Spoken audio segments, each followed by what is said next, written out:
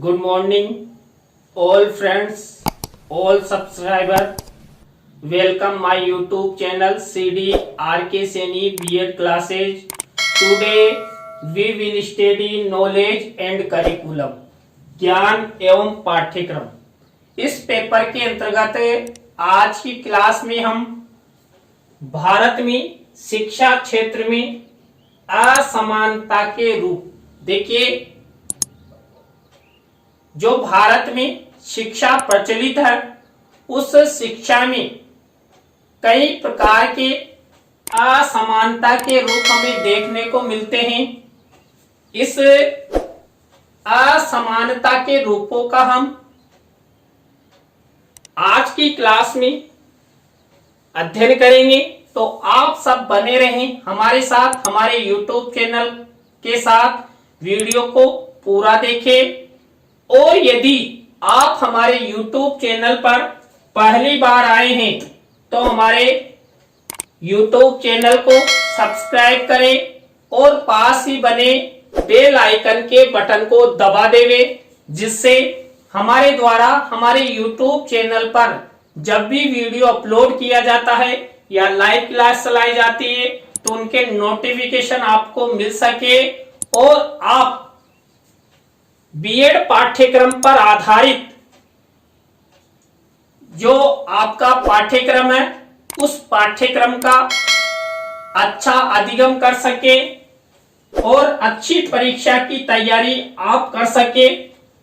तो आइए देखते हैं भारत में शिक्षा के क्षेत्र में असमानता के रूप। देखिए यह टॉपिक आपकी परीक्षाओं में कई बार आ चुका है, इसलिए इस टॉपिक को विशेष रूप से आप महत्व दें और अच्छे से नोट्स बना ले, स्क्रीनशॉट ले ले।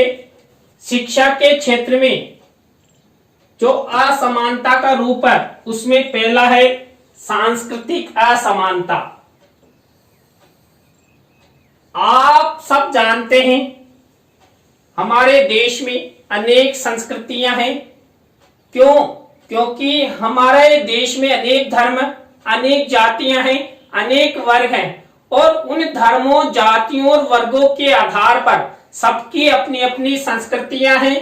तो संस्कृतियों के आधार पर भी शिक्षा क्षेत्र में असमानता पाई जाती है।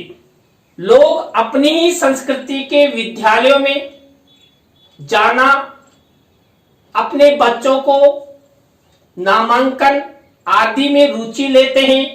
तो भारत में शिक्षा क्षेत्र में सांस्कृतिक असमानता शिक्षा प्राप्ति में भी दिखाई देती है। तो ये पहला असमानता का रूप हुआ, सांस्कृतिक असमानता। दूसरा रूप देखिए आर्थिक असमानता। आज वर्तमान में देखिए कई शिक्षा संस्थान भारत में ऐसे हैं जहां पर अमीर वर्ग के बालक बालिकाएं ही शिक्षा ग्रहण कर सकते हैं। क्यों? क्योंकि ऐसे शिक्षा संस्थानों की फीस इतनी ज्यादा है कि भारत का जो निम्न वर्ग है या मध्यम वर्ग है वो उनकी फीस को वहन नहीं कर सकता। आज देखिए कई निम्न या मध्यम वर्ग का कोई बालक अच्छा इंजीनियर, अच्छा डॉक्टर बनना चाहता है तो उनके सपने साकार जल्दी से नहीं हो पाते। उसका कारण है फीस का अधिक होना।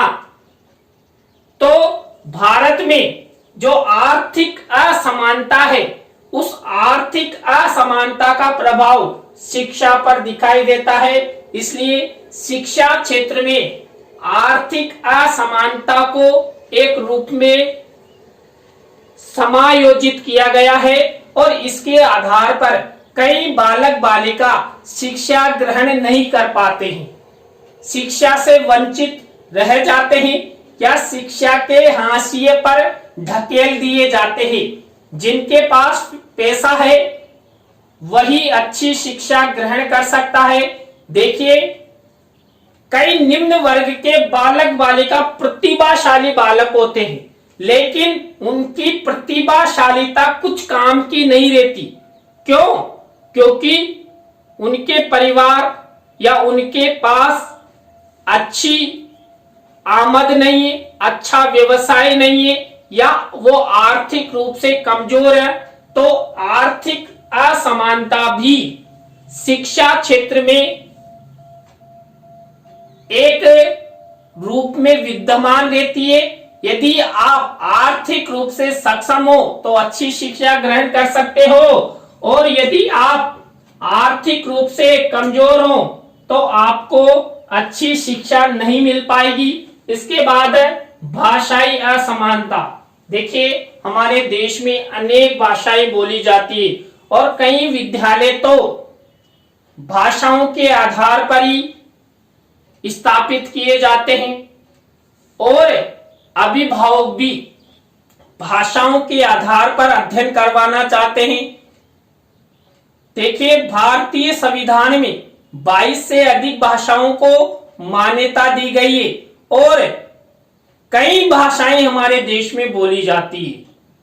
कई उपभाषाएं हैं, बोलियां हैं, तो भाषाओं के आधार पर भी शिक्षा में असमानता दिखाई देती है।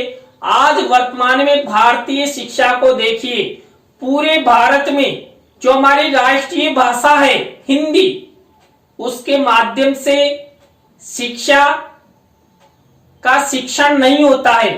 सब अपनी अपनी क्षेत्रीय भाषाओं या बोलियों के अनुसार शिक्षा प्रदान करते हैं।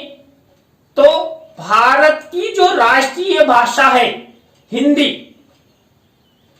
इस हिंदी के विकास में भी शिक्षा क्षेत्र में भाषाई असमानता के कारण उसकी वृद्धि नहीं हो पाती। तो भाषाई असमानता के आधार पर भी शिक्षा क्षेत्र में एक रूप पाया जाता है। इसके बाद सामाजिक असमानता। देखिए, हमारा भारतीय समाज अनेक धर्मों, जातियों में वितरित है, विभाजित है, और उनमें भी अनेक सामाजिक यानी कि समाज यानी जातियों को ही समाज कहा जाता है हमारे भारतीय समाज में। तो जातियों के आधार पर भी शिक्षा प्रदान की जाती है, और हमारे भारतीय शिक्षा में कई क्षेत्र ऐसे हैं, जबकि भारतीय संविधान में सबको समानता दी गई है, लेकिन फिर भी असमानता दिखाई देती है। कई बार जातिगत भेदभाव के आधार पर भी शिक्षा क्षेत्र में असमानता दिखाई देती है, सामाजिक रूप दिखाई देता है। सामाजिक असमानता के कारण भी शिक्षा प्राप्ति में बाधा आती है। छात्र छात्रा समान रूप से शिक्षा ग्रहण नहीं कर पाते, तो सामाजिक असमानता भी हमारी भारतीय शिक्षा के क्षेत्र में एक बाधक तत्व की भूमिका के रूप में कार्य करता है। इसी तरह देखिए, आर्थिक आधारित शिक्षा असमानता। देखिए, आर्थिक आधारित शिक्षा असमानता, अभी अभी हमने बात भी की है कि आर्थिक आधार पर कई बालक बालिका समान रूप से शिक्षा ग्रहण नहीं कर पाते हैं। अच्छे शिक्षा संस्थानों में उनका प्रवेश नहीं हो पाता है। शिक्षा क्षेत्र के उच्च जो डिग्रियां हैं या डिप्लोमा है, उनको वो ग्रहण नहीं कर पाते हैं। उसका मुख्य कारण है आर्थिक असमानता। तो आर्थिक असमानता युक्त शिक्षा का रूप भारतीय समाज में, भारतीय शिक्षा में दिखाई देता है। शिक्षा संस्थान प्रवेश नियम संबंधी असमानता। जो शिक्षा का क्षेत्र है, उस शिक्षा के क्षेत्र में जब कोई बालक या बालिका प्रवेश लेते हैं, तो प्रवेश के आधार पर असमानता का रूप दिखाई देता है। कई विद्यालयों, महाविद्यालयों में प्रवेश के नियम बहुत कठिन होते हैं। उनकी पूर्व परीक्षाएं ली जाती है, और कई विद्यालय ऐसे हैं जो प्रवेश के नियमों में शिथिलता अपनाते हैं। कुल मिलाकर प्रवेश के नियमों में समानता नहीं है। हर विश्वविद्यालय का अलग अलग प्रवेश के नियम है और उन्हीं के आधार पर बालक बालिकाओं का प्रवेश होता है, चाहे वो विद्यालयी शिक्षा हो या महाविद्यालयी शिक्षा हो। शिक्षा संस्थानों में प्रवेश संबंधी असमानता का रूप भारतीय शिक्षा में दिखाई देता है। शिक्षण शुल्क संबंधी असमानता, देखिए शिक्षा के क्षेत्र में शिक्षण शुल्क संबंधी असमानता का रूप भी दिखाई देता है। प्रत्येक विद्यालय की अलग अलग फीस होती। कोई विद्यालय कक्षा 10 की फीस 10,000 रुपए लेता है, कोई 5,000 लेता है, कोई 20,000 लेता है, कोई 50,000 लेता है। तो शिक्षा संबंधी जो शिक्षण शुल्क है उसमें भी भारत में समानता नहीं है। तो इस असमानता के कारण भी कई बार विद्यार्थी और उनके अभिभावक असमझ की स्थिति में आ जाते हैं, तो कि वो विद्यालय तो ज्यादा फीस ले रहा है या वो विद्यालय कम फीस ले रहा है। तो शिक्षा क्षेत्र में शिक्षण शुल्क संबंधी असमानता का रूप दिखाई देता है। इसी तरह छात्रवृत्ति असमानता भी हमारी भारतीय शिक्षा में दिखाई देती है। कई वर्गों के बालक बालिकाओं को तो अच्छी छात्रवृत्ति मिलती है और कई छात्र छात्राओं को छात्रवृत्ति ही नहीं मिलती है, चाहे वो आर्थिक रूप से समान हो। मान लीजिए कोई बालक है या बालिका है, उनकी वार्षिक आय 2 लाख रुपए है, लेकिन मान लीजिए वो जनरल कैटेगरी में है या ओबीसी कैटेगरी में है या एससी एसटी कैटेगरी में है, तो उस वर्ग के आधार पर भी भारतीय शिक्षा में छात्रवृत्ति प्रदान करने में असमानता दिखाई देती है। तो शिक्षा क्षेत्र में छात्रवृत्ति असमानता का रूप हमें दिखाई देता है। इसके बाद देखिए अगला असमानता का रूप है पारिवारिक असमानता। कई परिवार ऐसे होते हैं जो अपने बालक और बालिकाओं को समान रूप से शिक्षा प्रदान करने में अहम भूमिका निभाते हैं।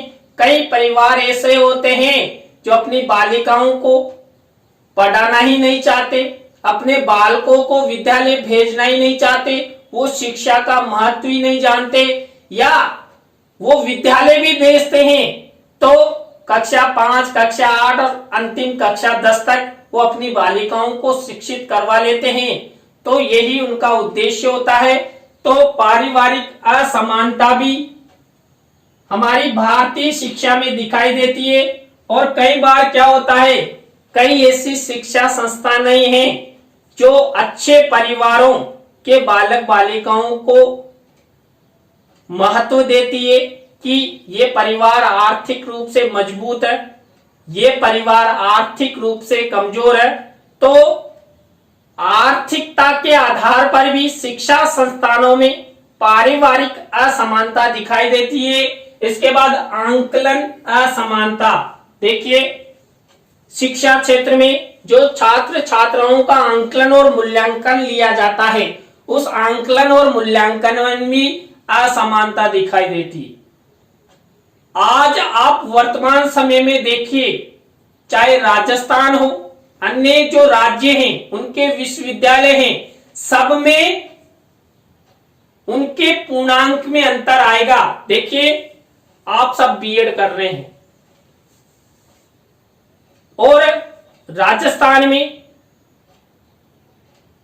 कोटा यूनिवर्सिटी में बीएड प्रथम वर्ष और बीएड द्वितीय वर्ष दोनों वर्ष का टोटल मिलाकर 1400 का पूर्णांक होता है, जबकि अन्य विश्वविद्यालयों में यह पूर्णांक अलग होगा। तो यहां पर आंकलन में असमानता दिखाई देती है। पूरे भारत में प्रत्येक विश्वविद्यालय का पूर्णांक अलग अलग है, आंकलन का अलग अलग तरीका है। तो शिक्षा क्षेत्र में भी आंकलन संबंधी या मूल्यांकन संबंधी असमानता दिखाई देती है। पाठ्यक्रम संबंधी असमानता शिक्षा क्षेत्र में क्या दिखाई देता है? पाठ्यक्रम संबंधी असमानता दिखाई देती है। आज प्रत्येक राज्य का अलग अलग पाठ्यक्रम है, अलग अलग विश्वविद्यालयों का अलग अलग पाठ्यक्रम है। पूरे भारत, जबकि भारतीय संविधान में समानता युक्त शिक्षा की बात की गई है, लेकिन पाठ्यक्रम में असमानता है। राजस्थान में जितने भी विश्वविद्यालय हैं, उनमें ही जो बीएड का पाठ्यक्रम है, उस बीएड के पाठ्यक्रम में ही असमानता है। जबकि एक राज्य है और शिक्षा प्रदान करने वाले विश्वविद्यालय हैं, लेकिन उनके पाठ्यक्रम में अंतर है। तो ये शिक्षा क्षेत्र में पाठ्यक्रम संबंधी असमानता का रूप दिखाई देता है। तो देखिए, आज की क्लास में हमने भारत में शिक्षा के क्षेत्र में असमानता के रूपों के बारे में अध्ययन किया। आपको वीडियो कैसा लगा? अच्छा लगा हो तो लाइक करें, कमेंट्स करें और अपने मित्रों और सहपाठियों को जरूर शेयर करें। नए टॉपिक के साथ हम आपसे फिर मिलेंगे CDRK Saini BEd classes YouTube channel पर। तो आप सबको पुनः बहुत बहुत धन्यवाद। राम राम सा, बाय।